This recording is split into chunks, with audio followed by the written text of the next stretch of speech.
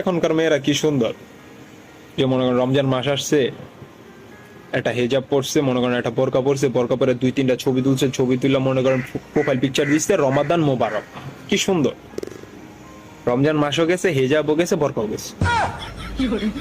আপনারা যে যে যে কালা বোরকার নিচে যে সাদা শয়তান, এটা আমরা জানি, আমরা জানি, ঠিক আছে? শয়তান মনে যে আপনার মধ্যে টিচ লেগে যায় যে বস কেমনে কি করুন, কার হোকায় কেমনে আঙুল দিই, এটা আমরা জানি আপনারা কেমন।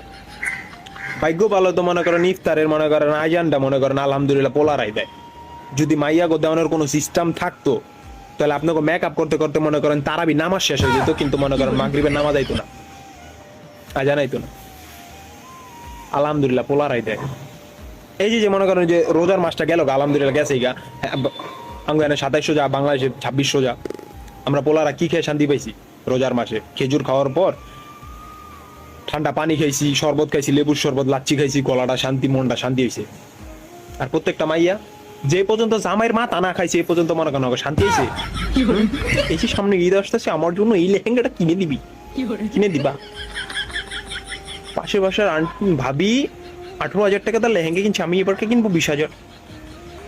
জামাইয়ের মাথাটা, এই রমজান মাসও সারে নাই, পবিত্র একটা মাস, জামাইয়ের একটু আদর শখ বেশি করবো, এটাও সারে নাই।